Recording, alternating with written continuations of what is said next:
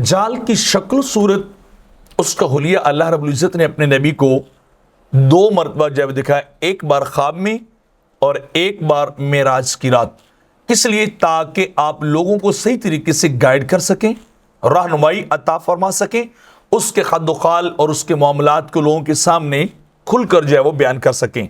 آخر صلی اللہ علیہ وسلم کے متعلق حضرت ابن عمر روایت کرتے ہیں کہ آپ نے فرمایا، بینا آنا نائم اطوف بالکعبہ فاذا رجل آدم سبت الشعر ينتف رجل من خزاعہ، کہ میں خواب کی یہ بات ہے، میں طواف کر رہا تھا، سویا ہوا تھا، تو اچانک میں نے ایک گندمی رنگ کے آدمی کو دیکھا جن کے سر کے بال سفید تھے اور سر سے پانی ٹپک رہا تھا۔ تو میں نے پوچھا کہ یہ کون ہے؟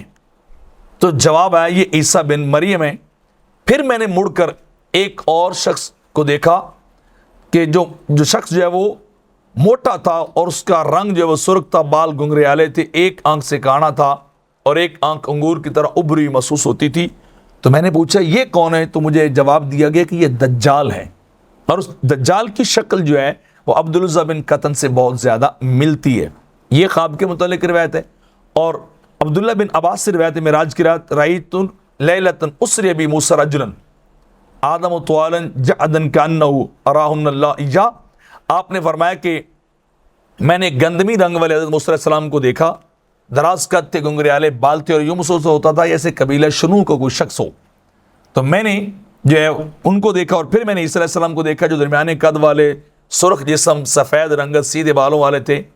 اور پھر میں نے جہنم کے دروغے کو بھی دیکھا اور دجال کو بھی دیکھا، اور یہ اللہ نے سب نشانیاں جو تھیں یہ اللہ نے مجھے دکھائیں، یعنی سرکار کے سامنے 2 مرتبہ اس کو ظاہر کیا گیا خواب کے عالم میں، اور پھر دوسری معراج کی رات براہ راست آپ نے دیکھا تاکہ آپ لوگوں کو بیان کر سکیں۔ تو یعنی سرکار نے اس لیے ہر چیز اس کی کھل کر لوگوں کے سامنے بیان کی، اس طرح کا وہ بندہ وہ اس کی شکل و صورت ہے، اس طرح کے اس کے وہ نئے نقش یا اس کا جسم ہے۔